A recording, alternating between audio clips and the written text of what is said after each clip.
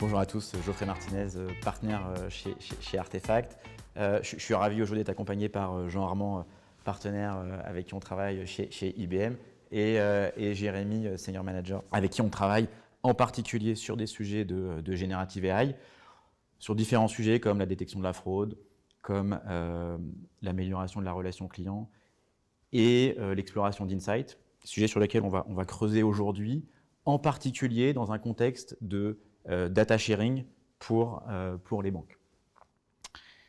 Quand on réfléchit une seconde à la banque, on se rend très vite compte que la banque, c'est un business quasiment exclusivement de data. Des data de paiement, data client, data de transaction, etc. Et donc, imaginons une seconde que finalement, ce soit la banque qui, vous, en tant que client, vous connaisse le mieux. En fait, finalement, ce monde, il est pas fantasmé, il est très réel. Pourquoi ? Parce que quand on commence à échanger des données entre des institutions financières, bancaires en particulier, et d'autres compagnies, tout de suite, on peut créer des expériences bancaires hyper personnalisées. Ce phénomène, il est en plus accentué par un contexte qui est favorable, un contexte réglementaire, un contexte économique. Réglementaire parce que des normes comme le DSP2 favorisent le partage d'informations, de données entre des banques et des tierces personnes. Et économique, pourquoi ? Parce que les banques évoluent dans un environnement extrêmement concurrentiel et compétitif, et elles sont toutes à la recherche de leviers de croissance, et le data sharing est un de ces leviers-là. Maintenant, concrètement, de quoi on parle quand on parle de data sharing dans les banques et de Generative AI lié à ce data sharing ? D'abord, le premier élément, c'est que échanger de la donnée brute a assez peu de valeur. C'est-à-dire que ça ne sert pas à grand-chose d'échanger de la donnée qui n'est pas traitée, qui est brute. Premier élément. Maintenant, je vais vous donner peut-être des exemples extrêmement concrets sur lesquels Artefact travaille avec des clients bancaires, où justement, l'échange de données entre une banque et un acteur tierce crée de la valeur. Pourquoi ? Parce que c'est finalement la création de services à valeur ajoutée qui apporte la valeur, et non pas la data pure. Premier exemple, on accompagne une banque qui aide un retailer à mieux connaître et à mieux détecter les tendances de consommation de leurs clients. Très concrètement, la banque va aider le retailer à identifier tous les clients qui dépensent plus de 2 000 € par exemple par an en fourniture. Deuxième exemple très concret, sur lequel on reviendra dans un instant, on travaille avec une grande banque pour qu'elle aide un autre retailer à créer des segments clients plus pertinents. C'est-à-dire que le retailer va croiser ses données, ses propres données clients, avec les données de la banque pour créer des segments de clients qui seront ensuite activés et permettront de mieux cibler in fine ses clients. Et ça, je m'arrête sur cet exemple-là parce qu'on vous montrera un exemple très concret dans un instant et vous verrez en quoi la Generative AI permet de faire ça de façon totalement industrielle. Il y a plein d'autres exemples dont on pourrait parler, notamment sur le KYC ou sur les ESG, où le data sharing apporte de la valeur à la fois pour le retailer et pour la banque. Sur le KYC, des banques aujourd'hui aident des acteurs du paiement et ou des retailers à mieux connaître leurs clients dans la phase d'authentification. Autre exemple sur les ESG, il y a une banque française qui a récemment lancé des nouveaux produits de financement de rénovation énergétique en croisant leurs données propres sur leurs clients et aussi des données externes de consommation énergétique des différents bâtiments. Voilà, je m'arrête là sur les exemples, je pourrais y passer des heures. En tout cas, je pense que vous voyez un peu l'idée. Maintenant, tous ces sujets arrivent évidemment avec une série d'enjeux et de risques à adresser. Je vais en donner 3. Un risque de confiance, un risque légal et un risque d'identification du bon besoin pour le marchand. Premier, le risque peut-être le plus important est le risque de confiance, le risque de trust. Jusqu'où je peux partager des données sans mettre en péril ma relation bancaire avec mon client. Étant entendu que 70% des Français considèrent que les banques sont l'acteur le plus safe pour conserver et utiliser et protéger leurs données. devant l'État. Deuxième enjeu, légal. Dans quel contexte réglementaire je me positionne? Évidemment, un contexte RGPD. Et donc, toute initiative de partage de données doit bien entendu respecter les frameworks et la réglementation en vigueur dans le pays pour justement ne pas mal utiliser en tout cas de la donnée sensible. Et enfin, le troisième sujet, je l'ai un peu évoqué tout à l'heure, c'est les besoins des marchands. Quel va être le type de données et à quel niveau de granularité le marchand utilisera ces données-là, les données des banques. Je l'ai dit tout à l'heure, je le répète, la donnée brute n'a peu de valeur, a très peu de valeur. Donc, le niveau de granularité et le type de données, c'est extrêmement important. Maintenant, peut-être que, au-delà, pour arriver à démontrer qu'on n'est pas du tout sur un buzzword, hein, le data sharing dans la banque, c'est pas un buzzword, mais c'est vraiment un sujet qui est game changer.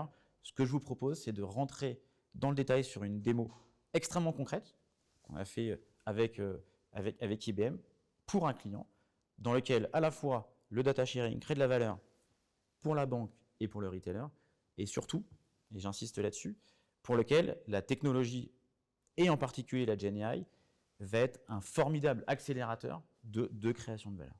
Ce que je propose, c'est de vous montrer un vrai cas d'usage qu'on a développé avec notre partenaire IBM pour une banque et un retailer, dans lequel à la fois le data sharing crée de la valeur pour les deux, mais également la generative AI est un énorme accélérateur de création de valeur pour le retailer et pour la banque. Je propose, Jérémy, si tu veux nous montrer ça. Merci Geoffrey. Comme tu l'as dit, on a un besoin de data sharing et de compréhension des personnes qui sont nos clients, qu'on soit une banque ou un partenaire, un retailer, en l'exemple que tu prenais. La façon dont on le faisait par le passé, c'était assez simple, en même temps assez manuel. On créait des clusters. Donc en data science, on parle de 1, 2, 3 semaines pour faire quelque chose de pertinent. C'était fixe, c'était figé dans le temps. Et ensuite, on les transformait en persona pour pouvoir transmettre des informations un peu plus actionnables au marketing ou aux agences médias, entre guillemets, pour les activer. Cette technique du passé, malheureusement, elle est lourde en temps, elle ne permet pas de traiter en temps réel et elle ne permet pas de transmettre à d'autres acteurs. Je suis une banque, je travaille avec un partenaire, ça va, je peux faire des clusters, je peux faire des personas. Je travaille avec 200, 300, 400 000 partenaires, je ne peux pas les donner et surtout, je ne peux pas les donner en temps réel. Donc ça perd de sa valeur et ça a été un vrai challenge de data sharing. Ce qu'on va voir ensemble, c'est comment, avec IBM et Artefact en Generative AI, on peut faire quelque chose autour de ça. Ce que vous allez voir, bien sûr, c'est des données random, tout a été anonymisé, tout a été protégé, mais vous comprendrez l'essence du sujet. Donc si on se lance dedans, la première chose que vous voyez sur mon écran, c'est la possibilité de choisir le nombre de clusters que vous allez faire. Si vous avez une campagne marketing, par exemple, vous avez besoin d'envoyer en masse des messages, vous allez prendre 3, 4, 5 clusters. Si vous avez beaucoup de produits et que vous voulez être très précis, là, vous allez prendre peut-être 50, 100 clusters. 50, 100 clusters, vous le comprenez, à la fin, quand on fait ça en persona, quand on le fait à la main, ça prend des journées, des mois, c'est un enfer. En Generative AI, on va voir que ça va très vite. Donc là, pour l'exemple, on va prendre 5 clusters. Deuxième chose qu'on choisit pour donner du contexte à l'outil, on choisit son industrie. Dans quelle industrie on va communiquer la campagne marketing. Donc là, on va prendre, pour l'exemple, Manufacturing and Furnishing. Étape d'après, on va devoir demander à l'outil de sélectionner des jeux de données. Donc là, imaginons qu'on ait une base de données avec environ 20 millions de personnes. On va être sélectif par rapport à la campagne qu'on veut faire. On doit avoir dès maintenant l'idée de projection. Donc là, on va par exemple sélectionner uniquement un public féminin, donc woman, et on va prendre entre 0 et 40 ans. Donc ça, c'est la base sur laquelle on veut que les clusters soient créés. Étape d'après, on va choisir l'Europe et les États-Unis comme zone de résidence, et on va prendre plutôt des revenus bas, donc moins de 10 000 euros, et entre 10 000 et 20 000 euros. Par exemple, on peut penser à une population soit étudiante, soit au chômage. Donc ça, c'est la population qu'on cible dans ces zones-là. Donc maintenant, une fois qu'on a sélectionné ces dimensions-là, qu'on appelle une segmentation, on va sélectionner ce qui est rule-based, décidé par l'humain. On va sélectionner ensuite ce qui est cluster-based, c'est-à-dire quelles sont les grandes dimensions sur lesquelles le modèle, les données, et Jean-Armand va nous expliquer après, vont pouvoir se répartir et créer des poches de population. Donc là, on a beaucoup de choix. On va en sélectionner 3, 4 ou 5 maximum parce qu'on ne veut pas que ça aille dans toutes les dimensions. Donc on va par exemple prendre la somme dépensée. On va prendre ce qu'on dépense par typologie de shop, de magasins. Et dernière chose qu'on va prendre, c'est le nombre de transactions qui sont faites. Donc on va regrouper des populations de manière machine autour de ça. Donc là, on lance les clusters, donc on clique sur Generate, et apparaît quasiment en temps réel, à la fois, bon ça c'est la dimension un peu cosmétique intéressante, un individu, on voit le visage d'un consommateur potentiel dans ce cluster-là. Donc ça c'est fait en GenAI avec des centaines de signaux qui sont réutilisés après. Et on voit un ensemble d'informations intéressantes. Donc la machine va, nous fournir un speech sur qui est Lisa, qui est cette personne, de manière commerciale. Et ensuite, on va avoir un ensemble d'informations clés qui seront remontées de manière arbitraire par la machine. Donc arbitraire pour un humain, mais sélectionné par la machine, parce que c'est dans ces clusters-là que ce profil Lisa va surperformer ou sous-performer, donc nous donner les informations. Et donc là, on voit qu'il y a 5-6 dimensions qui sont sélectionnées. Et à droite, on peut comparer un ensemble d'informations, typiquement à quel point moi, en tant que magasin, ce type de consommateur consomme chez moi par rapport à ce qu'il consomme à la concurrence. Donc ça peut donner des indications assez macro. Ça permet de vérifier que le cluster n'est pas complètement faux ou complètement à côté. Je peux également ajouter un ensemble d'insights. Donc je clique sur Add Insight et en GenAI sont générés un ensemble d'informations. Et là, j'ai la vision macro de qui est cette personne. Donc ça me donne des informations, mais ce n'est pas suffisant. Donc je sais globalement qui c'est, mais qu'est-ce que j'en fais maintenant? Ça reste un challenge. Première chose sur laquelle je peux cliquer, c'est sur la partie Data Details. Donc ça ira un peu plus dans le détail. Comme vous pouvez le voir, on a des versions très high level du temps passé sur l'écran, du nombre de produits par panier, du nombre de scrolls qui sont utilisés sur une page. Ça peut paraître un peu anodin, mais ça permet de se comparer ma boutique versus la boutique, le comportement moyen sur les boutiques de Lisa. Geoffrey, tu prenais l'exemple d'une banque. La banque, elle fournit ces informations. Elle fournit toutes les informations. Non pas juste je suis un magasin et je vois ce que Lisa fait dans mon magasin, mais ce qu'elle fait dans le reste de sa vie. Et ça me permet de me dire, OK, cette personne que je ciblais de cette manière-là, qui est un lookalike que je peux activer en tant que prospect, en fait, ce qui l'intéresse, c'est plutôt ça, ça ou ça. Donc ça, c'est des versions high level d'informations assez intéressantes. Je peux comparer cette persona à l'ensemble de mes autres personas pour savoir quels sont les bons moyens de communication.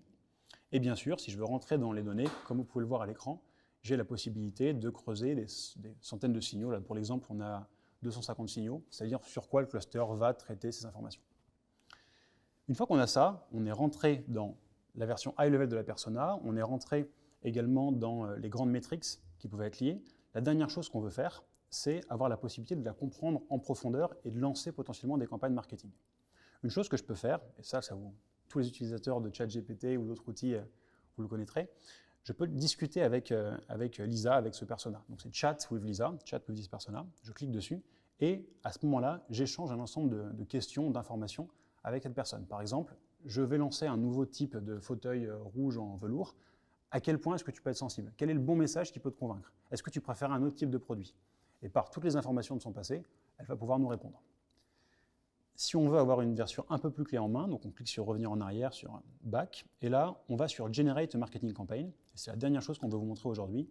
J'ai la possibilité de manière simplifiée, écrire le type de channel sur lequel je veux aller. Est-ce que c'est Twitter? Est-ce que c'est Facebook? Quel que soit le channel utilisé? Et également les produits que je veux lancer. Donc, qu'est-ce qui va la convaincre, sur quoi je veux l'emmener en termes de consommation? J'affine un peu mon prompt. Par exemple, je lui dis sur cette chaise en velours verte, sur Twitter, j'aimerais que tu me donnes 3 bons messages avec un headline, etc., pour pouvoir intéresser une population. Donc là, je clique sur Run. Et ce qui est intéressant, c'est donc là, il y a des propositions plus ou moins intéressantes, les équipes marketing pourront en décider. Mais quand je fais ça sur un persona, on se rend compte que c'est assez facile pour une équipe marketing. Si je le fais sur 50 personas, avec des campagnes hyper précises sur plein de produits, c'est un moyen d'aller extrêmement vite et d'être extrêmement précis, qu'on soit une petite boutique, taille un petit peu tiers 2, tiers 3, ou qu'on soit une grosse multinationale, quoi qu'il arrive, on gagne du temps et de la précision. Donc là, on a vu la version front-end, ce que pouvait voir l'utilisateur et comment se balader sur cette application. Je serais ravi d'avoir Jean Armand qui nous explique un petit peu ce qu'on veut faire de manière technique avec cet outil. Merci Jérémy. Donc, je suis Jean-Armand Broyel, je suis Data Science Lead au Client Engineering d'IM France. Et donc, on a participé avec les équipes de Jérémy au développement de cette application. La plateforme principale, la technologie qu'il y a derrière cette application s'appelle watsonx.ai, qui fait partie d'une plateforme. watsonx.ai, en fait, va permettre aux entreprises d'apporter toutes les nouvelles capacités de GenAI donc des large language models, des foundation models, pour développer toutes les applications AI à travers le scope complet du cycle de vie de ce type de développement. En l'occurrence, on va commencer par le training. On peut aussi faire du prompting, du tuning, de la validation de modèles et également le déploiement, c'est très important, le déploiement à l'échelle sur des centaines de modèles par exemple. Le travail principal qui a été effectué avec les équipes de Jérémy a consisté d'abord à mettre à disposition la technologie et surtout d'activer leurs propres ressources techniques. C'est-à-dire qu'au Client Engineering, nous pouvons, à travers une série d'ateliers, permettre de raffiner le cas d'usage, de définir le parcours utilisateur, de rentrer dans des détails et faire de l'idéation pour être certain qu'on couvre l'ensemble des besoins, des attendus de l'application et des clients d'Artefact, et de générer de la valeur, surtout. Générer de la valeur au sens où, par exemple, on va réduire un pain point important qui était la création des personas qui prend énormément de temps sur des échelles importantes. Donc les équipes d'Artefact ont en fait eu accès à l'environnement watsonx ZTI qui consiste en fait à un certain nombre de studios qui sont no-code, c'est-à-dire qu'il n'y a aucun besoin de faire du code. Et en particulier, aussi important en data science, on apporte très peu de données, ce qui est vraiment une nouveauté par rapport au paradigme précédent du machine learning. Il suffit de quelques exemples pour générer de manière très pertinente des solutions très puissantes, comme vous venez de le voir. Et en fait, ce travail-là, il est fait avant tout par les clients d'Artefact, par les personnes d'Artefact. Et nous, IBM, nous sommes là pour accompagner et montrer comment utiliser de manière très simple ces studios. En l'occurrence, si je prends un exemple pour la partie génération des personas, nous avons tout simplement en fait, demandé aux équipes d'Artefact de nous fournir des exemples ou en fait des exemples qu'ils avaient réalisés en entreprise avec leurs clients ou d'une segmentation particulière avec tous les signaux qui étaient indiqués, donc des centaines de colonnes numériques avec énormément d'informations assez abscons. Comment générer en fait une fiche persona telle qu'on la voit ici, avec toutes les caractéristiques descriptives en texte naturel, en anglais en l'occurrence. Et donc, à travers en l'occurrence ici 5 exemples, nous avons pu en fait concevoir un prompt. Un prompt, c'est en fait la chaîne de texte qu'on injecte avant de demander au GenAI de nous répondre. Ce qui permet en fait de générer des exemples. Et GenAI, ici en l'occurrence, les modèles qui ont été sélectionnés sont des modèles de Hugging Face. Nous pouvons aussi utiliser des modèles d'IBM. Donc ces modèles de GenAI permettent la génération de textes très pertinents. L'autre point aussi important, c'est que le talk to, donc la partie discussion avec le persona, également fait en fait intervenir une autre caractéristique des modèles de GenAI, c'est la possibilité d'impersonnification, c'est-à-dire qu'on peut demander au modèle de se comporter comme une personne particulière en lui donnant dans ce prompt l'ensemble des caractéristiques psychologiques ou d'informations sociales, etc., qui permettent au GenAI de savoir comment répondre et se mettre à la place d'une personne donnée. Voilà. Donc cette application donc de génération de persona a été développée avec les équipes de Jérémy de manière très rapide sur les plateformes donc watsonx ZTI en disons 1 ou 2 semaines, ce qui est souvent le cadre général d'application, enfin de développement de projet à travers notre méthodologie Client Engineering. Merci beaucoup Jean-Armand, merci Jérémy. J'espère que ça a été clair pour tout le monde. Si le sujet vous intéresse, si vous voulez creuser, n'hésitez évidemment pas à nous contacter, IBM ou Jérémy et moi chez Artefact. Merci, à bientôt.